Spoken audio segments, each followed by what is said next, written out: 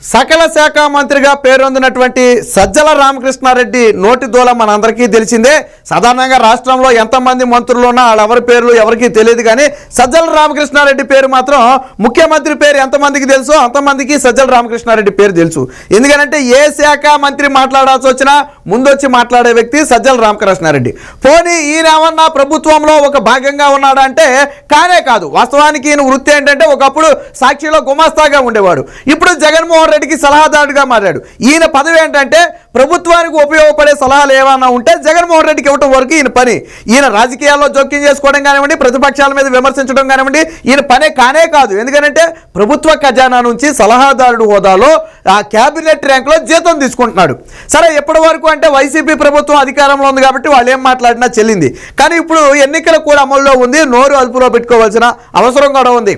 సాధారణంగా అభ్యర్థులు అనుకోండి భయపడతారు, ఎందుకంటే ఎన్నికల్లో అనర్హత వేటేస్తారు. అదే అధికారులు అనుకోండి వాళ్ళు భయపడతారు, ఎందుకంటే ఉద్యోగం పీకేస్తారు. కానీ ఇటు అభ్యర్థి కాదు, అటు అధికారి కాదు, మధ్యస్థంగా ఉన్న వ్యక్తే ఈ సజ్జల రామకృష్ణారెడ్డి.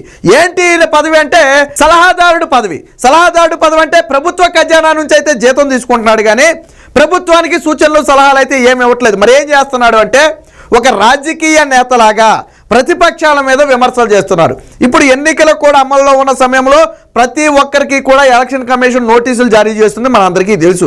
జగన్మోహన్ రెడ్డికి ఇచ్చింది, చంద్రబాబు నాయుడు గారికి ఇచ్చింది, అనేక మంది నేతలకు కూడా ఇచ్చింది. ఎందుకంటే వాళ్ళు చేసిన వ్యాఖ్యల పట్ల ఆ వివరణ ఇవ్వాలని చెప్పి నోటీసులు ఇచ్చిన పరిస్థితి మనందరికీ తెలుసు. తాజాగా సజ్జల రామకృష్ణారెడ్డి కూడా తన నోటి దోలను మరొకసారి బయటపెట్టి ఎన్నికలు కూడా అమల్లో ఉన్న సమయంలో కూడా రాజకీయాలు చేస్తూ ఎదుట పార్టీ మీద నిందలు వేసే ప్రయత్నం చేస్తున్నాడు.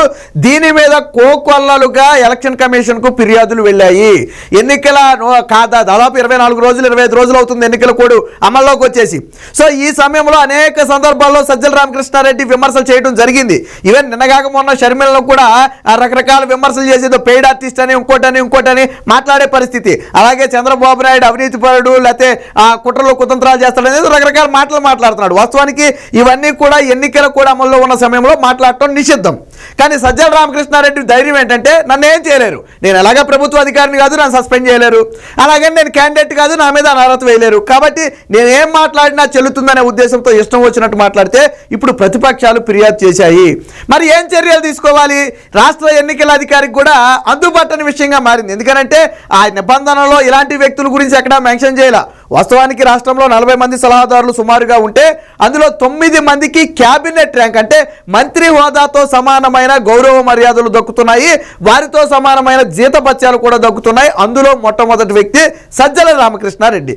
మిగిలిన వాళ్ళందరూ PQR కేటగిరీని అయితే కలిగి ఉన్నారు. మరి ఈ సలహాదారులను ఎటువంటి చర్యలు తీసుకోవచ్చు? వీళ్ళు ఇప్పుడు వాస్తవానికి నేను ఎంత చెప్పినట్టుగా అధికారి అయితేనో లేదా అభ్యర్థి అయితేనో ఎలక్షన్ రూల్స్లో రాస్తుంది, ఇదిగో ఇలా చేస్తే ఇలా చర్యలు తీసుకోండి అని. మరి సలహాదారులుగా ఉన్నటువంటి వ్యక్తులు కన్నా రాజకీయ విమర్శలు చేస్తే ఏం చర్యలు తీసుకోవాలనేది ఎక్కడా కూడా లేదు. దీంతో రాష్ట్ర ఎన్నికల కమిషన్ అధికారి అయినటువంటి ముఖేష్ కుమార్ మీనా ఏం చేశారంటే సెంట్రల్ ఎలక్షన్ కమిషన్కి ఒక లేఖ రాశారు. రాష్ట్రంలో ఇలా సలహాదారుల పదవులు కొన్ని ఉన్నాయి, అందులో క్యాబినెట్ ర్యాంక్ పదవులు కూడా కొన్ని ఉన్నాయి, వాళ్ళు ఇప్పుడు రాజకీయ విమర్శలు చేస్తున్నారు, దీని మీద ఫిర్యాదులు వెల్లువ వస్తున్నాయి, మరి ఏ చర్యలు తీసుకోవాలి అనే దాని మీద స్పష్టత ఇవ్వాలి అని చెప్పి కేంద్ర ఎన్నికల సంఘానికి ఒక లేఖ అయితే రాయటం జరిగింది. మరి ఏం చర్యలు తీసుకోవాలని కేంద్ర ఎన్నికల సంఘం చెప్పుద్దో మనకైతే తెలియదు, కానీ ఆ నిపుణులు చెప్పే మాట ఏంటంటే ఒక ప్రభుత్వ జీతం తీసుకునే అధికారి మీద ఎటువంటి చర్యలు అయితే తీసుకుంటారో అటువంటి చర్యలే సజ్జల రామకృష్ణారెడ్డి మీద కూడా తీసుకోవాలి. ఎందుకంటే రాష్ట్ర ఖజానా నుంచి జీతం తీసుకుంటున్నాడు కాబట్టి ఆ ఒక పార్టీకి అనుకూలంగా మాట్లాడటం అనేది తప్పు. ఇప్పుడు ఒక ప్రభుత్వ ఉద్యోగి ఎందుకు పార్టీల గురించి మాట్లాడకూడదంటే ఆయనకి పార్టీలతో సంబంధం లేదు, రాష్ట్ర ఖజానా నుంచి జీతం తీసుకుంటాడు. అలాగే సజ్జల రామకృష్ణారెడ్డి కూడా సలహాలు ఇవ్వడం వరకే తన పని తప్ప ఒక పార్టీకి అనుకూలంగా మాట్లాడకూడదు. మరి మాట్లాడితే ఏం చేయాలి? సాధారణంగా ఉద్యోగులు అయితే సస్పెండ్ చేస్తారు, ఇంకా పరిధిదాటితే క్రిమినల్ కేసులు నమోదు చేస్తారు. అలాగే సజ్జల రామకృష్ణారెడ్డి మీద కూడా క్రిమినల్ కేసులు నమోదు చేయాలని చెప్పి కొంతమంది నిపుణులు చెప్తున్నారు. ఎందుకంటే రాష్ట్ర ఖజానా నుంచి డబ్బులు తీసుకుంటున్నాడు కాబట్టి ఈ ఒక్క కారణం చాలు. ఈ కారణాన్ని బేస్ చేసుకుని ఎలక్షన్ రూల్స్ ప్రకారం సజ్జల రామకృష్ణారెడ్డి మీద క్రిమినల్ కేసు అయితే నమోదు చేయాలని అయితే చెప్తున్నారు. మరి ఏం నిర్ణయం తీసుకుంటారు అనేది ప్రస్తుతానికి అయితే తెలియనప్పటికీ కూడా దీనికి సంబంధించిన వార్త అయితే వచ్చింది, ఒకసారి చూద్దాం. సో ఇక్కడ చూడండి, సజ్జలపై ఏం చేద్దాం, ఈసీకి సిఇఓ మీనా లేక సలహాదారులపై చర్యలకు ఎన్నికల నియమావళిలో నిబంధనలు లేవు. ఇక్కడ వచ్చిన ప్రధాన ఇబ్బంది ఏంటంటే ఎన్నికల నియమావళిలో దాదాపుగా అందరి గురించి ఉంటాయి, అన్ని సెక్షన్ల గురించి ఉంటాయి. అటు పౌరుల గురించి ఉంటాయి, పార్టీల గురించి ఉంటాయి, ఇండిపెండెంట్ క్యాండిడేట్ల గురించి ఉంటాయి, అధికారుల గురించి ఉంటాయి, అన్ని నిబంధనలు ఉంటాయి తప్ప ఈ సలహాదారుడు సమయంలో అంటే ఈ సలహాదారుడు అనే పదవి ఒకటి ఉంటుంది, ఉంటే వాళ్ళు ఈ విధంగా వ్యవహరిస్తారని గతంలో ఎప్పుడూ లేదు. మీరు ఎప్పుడైనా సరే ఒక సలహాదారుడు ప్రభుత్వాన్ని ఆ పార్టీకి అనుకూలంగా మాట్లాడటం మీరు చూసారా? ఇప్పుడు ఉమ్మడి ఆంధ్రప్రదేశ్లో కానివ్వండి, విభజిత ఆంధ్రప్రదేశ్లో కానివ్వండి, ఎంతోమంది సలహాదారులు వచ్చారు వెళ్ళారు. వాళ్ళంతా కేవలం ఆయా రంగాల్లో నిష్ణాతులుగా ఉండేవారు. వారికి ఇచ్చిన బాధ్యత ఏంటంటే ఆ రంగ అభివృద్ధికి సూచనలు సలహాలు చేయటం. ఆ పార్టీ గెలవనివ్వండి ఓడిపోనివ్వండి వాళ్ళకి సంబంధం లేదు. కానీ ఇక్కడ సజ్జల రామకృష్ణారెడ్డి లాంటి వాళ్ళు వస్తారని బహుశా అప్పట్లో ఎవరికీ తెలియదు కాబట్టి నియమావళి కూడా పెట్టలేదు అనుకుంటా. సో 40 మంది అడ్వైజర్లు ఉన్నారు, వీరిలో 9 మందికి క్యాబినెట్ ర్యాంక్ ఉంది. అందులో మొదటి వ్యక్తే ఈ సజ్జల రామకృష్ణారెడ్డి. మిగతా 31 మంది కూడా వివిధ కేటగిరీలు అంటే క్యూఆర్ అని ఏదో ఒక కేటగిరీ అయితే వాళ్ళకి ఇవ్వడం జరిగింది. వీరిపై వచ్చే ఫిర్యాదులపై ఎలా వ్యవహరించాలో మీరే చెప్పండి. ఎన్నికల సంఘాన్ని కోరిన సిఇఓ రాష్ట్ర ప్రభుత్వ సలహాదారుడు సజ్జల రామకృష్ణారెడ్డి గీత దాటుతున్నారని, ప్రభుత్వ సలహాదారుడు పదవిలో ఉండి రాజకీయ నేతలా వ్యవహరిస్తున్నారని అందిన ఫిర్యాదుపై ఏం చర్యలు తీసుకోవాలో రాష్ట్ర ప్రధానాధికారి ఎన్నికల ప్రధానాధికారి ముఖేష్ కుమార్ మీనాకు పాలుపోవడం లేదు. సజ్జల ఓ వైసీపీ కార్యకర్తల విపక్షాలపై విషం చిమ్ముతున్నారని టీడీపీ అధ్యక్షుడు అచ్చెన్నాయుడు గత నెల 24న ఫిర్యాదు చేయడం జరిగింది. మీడియా సమావేశాలు ఏర్పాటు చేసి ఆరోపణ చేశారని, ఇది ఎన్నికల కోడ్ ఉల్లంఘనేనని సజ్జలపై ఎన్నికల సంఘం చర్యలు తీసుకోవాలని చెప్పి డిమాండ్ చేశారు.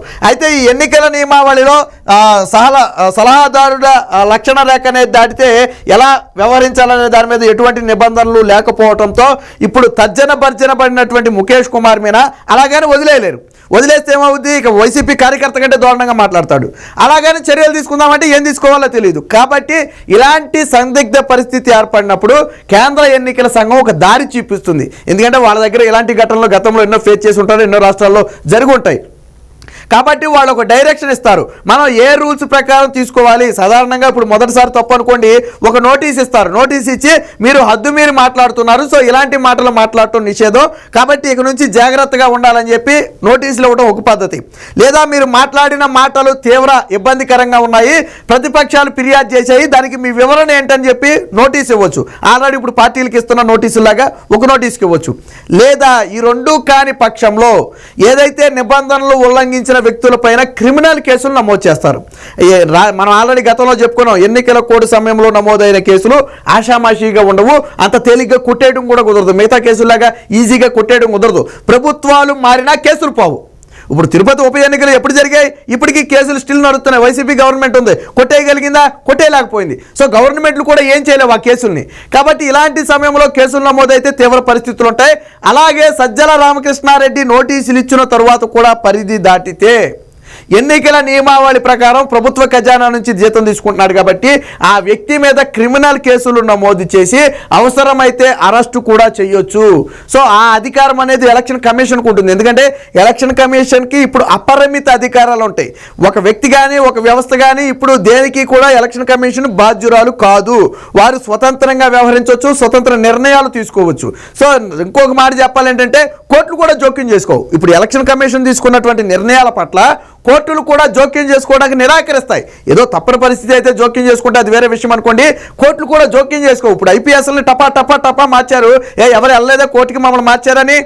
అలాగే కొంతమందిని సస్పెండ్ చేశారు, మరి ఎవరు వెళ్ళలేదా కోర్టుకి మమ్మల్ని సస్పెండ్ చేశారని. ఎందుకనంటే కోర్టులు జోక్యం చేసుకోవు.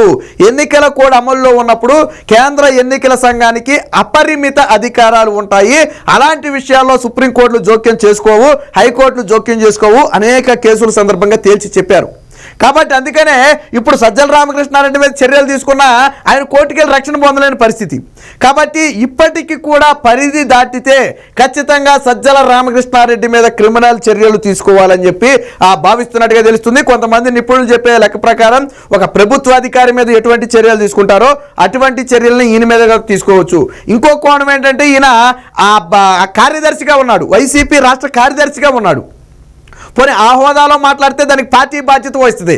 ఈయనేమో ఇప్పుడు సలహాదారుడు హోదాలో కూడా ఉన్నాడు. అంటే అటు రాష్ట్ర కార్యదర్శిగానే ఉన్నాడు, ఇటు సలహాదారుడు హోదాలోనే ఉన్నాడు. సో ద్విపాత్ర అనమాట ఇప్పుడు అయింది. సో అందుకనే ఈ ప్రధాన సందిగ్ధం ఎందుకు ఏర్పడిందంటే అందుకే ఏర్పడింది. అదే పార్టీ అనుకోండి హెచ్చరిస్తారు, జగన్మోహన్ రెడ్డికి లేఖ రాస్తారు, మీ నాయకుడు పరిదాటి మాట్లాడుతున్నారు, ఇలా అయితే మేము చర్యలు తీసుకుంటామని. బట్ ఇదేమో సలహాదారుడు పోస్ట్ అయిపోయింది. సలహాదారుడు పోస్ట్ అంటే సాధారణంగా పార్టీలకు సంబంధం లేని పోస్టు, యాజ్ పర్ రూల్స్ ప్రకారం పార్టీకి సంబంధం లేని పోస్టు. కాబట్టి ఎటువంటి చర్యలు తీసుకోవాలనేది భజన. ఏది ఏమైనా మొత్తానికి కేంద్ర ఎన్నికల సంఘం నుంచి ఒక రిప్లై అయితే ఖచ్చితంగా వస్తుంది. ఆ రిప్లై వచ్చిన తరువాత రాష్ట్ర ఎన్నికల సంఘం ఆ విధంగా అయితే చర్యలు తీసుకుంటుంది. ఖచ్చితంగా నోటీసులు ఇచ్చి అప్పుడు కూడా పరిధి దాటితే ఖచ్చితంగా క్రిమినల్ కేసులు నమోదు చేయడానికి కూడా ఎన్నికల సంఘం వెనకాడే పరిస్థితి అయితే ఉండదు.